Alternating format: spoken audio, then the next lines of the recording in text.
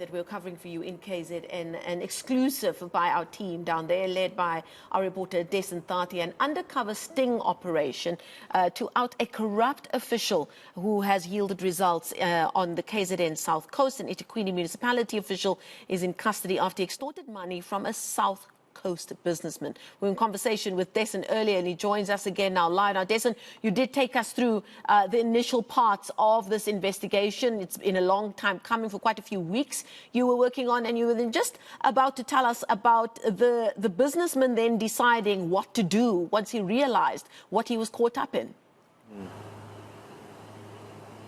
Well, he realized that he had no choice but to go to the police, and that's exactly what he did. So he then confided in crime intelligence officials, and he told them what he'd been told by this official from the eThekwini municipality, a forensic investigator, and they decided that a sting operation was in order, and that culminated in what we saw today here on the South Coast. So we were following this throughout the evening, and what we witnessed for ourselves, in fact, we did record some of that footage as well, was that the official arrived in a bakkie. He met the businessman at a local mall.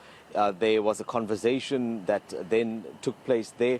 The official grabbed a bag out of his bakkie, jumped into the vehicle with the businessman, and that's where they chatted for a little while. But the intention was for him to come back to the businessman's property, and that's where the exchange of money was supposed to take place. But that didn't happen immediately. In fact, I think the official got a bit suspicious and he decided to leave the property. But when he was outside, the conversation continued, and as we understand it from our sources, that's where this money was then exchanged. I'm told it was about 20,000 rand, but the initial request from the forensic investigator was as high as R1 million.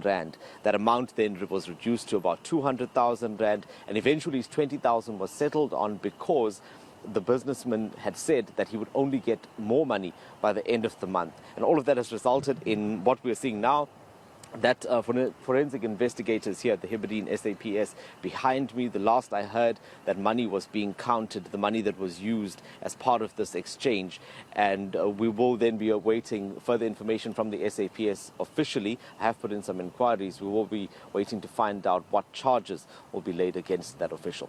Now, speaking of that official, do we know anything more about him?